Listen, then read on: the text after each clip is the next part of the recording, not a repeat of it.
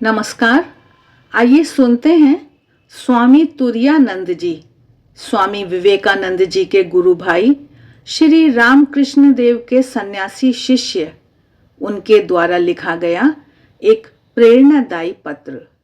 यह पत्र उत्तर प्रदेश के गढ़मुक्तेश्वर नामक शहर से लिखा गया है। महाराज लिख रहे हैं, श्री हरि शरणम। प्रिय, कल तुम्हारा पत्र पाकर समाचारों से अवगत हुआ। स्वामी शिवानंद रोग से बहुत कष्ट पा रहे हैं, यह जानकर दुख हुआ। तुम्हारी बात मैंने पहले स्वामी शिवानंद से सुनी थी और यह जानकर विशेष आनंद का अनुभव किया था कि तुमने संसार के सभी संबंध विच्छिन्न कर भगवान की आराधना में जीवन बिताने का निश्चय किया है।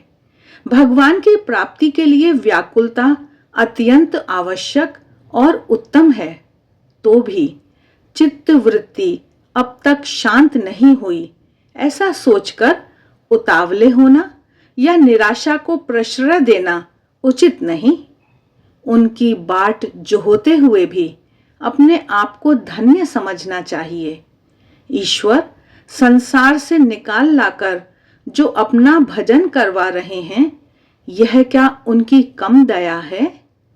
अब चित्त वृत्तियां शांत करना या न करना उनके हाथ में है। भजन करा रहे हैं, इतना ही काफी है। प्रार्थना करो कि वे तुम्हें अपने भजन में लगाए रखें। चित्त शांति के लिए प्रार्थना क्यों करोगे? ठाकुर श्री रामकृष्ण देव खानदानी किसान होने को कहा करते थे। खानदानी किसान बाढ़ या सूखे की परवाह किए बिना खेती किए जाता है। खेती के अतिरिक्त वह और कुछ नहीं करता। इसी प्रकार तुम भी प्रभु का भजन किए जाओ और अपने को कृतार्थ मानो। सुख दुख, शांति अशांति सब उनके श्री चरणों में डाल दो। वे जैसे भी रखें स्वीकार करो। वे अपना भजन कराते रहें, यही प्रार्थना करना सीखो। इससे अपने आप शांति आएगी। शांति के लिए प्रार्थना करने की आवश्यकता ना होगी, केवल भजन के लिए ही प्रार्थना करना। भगवान क्या साग भाजी हैं जो पैसे देकर खरीद लोगे?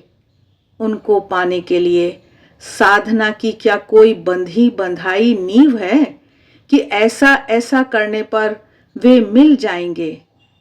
केवल उनकी बाट जोहते उनके द्वार पर पड़े रहो, इतना कर पाना ही यथेष्ट है।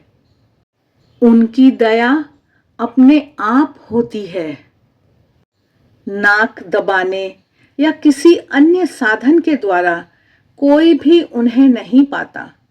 जिस किसी को भी वे मिले हैं, अपनी दया से ही मिले हैं।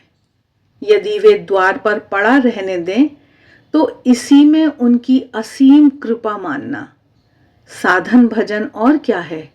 बस मन मुख एक कर उन्हें पुकारते जाना। भीतर एक भाव और बाहर दूसरा भाव कदापि न रखना। आवश्यकता होने पर अन्य साधन वे स्वयं ही करा लेंगे। ब्रह्मचारियों को मेरी शुभ कामना देना। मैं यह शीतकाल यहीं बिताऊंगा। बाद में प्रभु चाहें जैसा करें। तुम मेरी शुभेच्छा ग्रहण करना। तुरायानंद।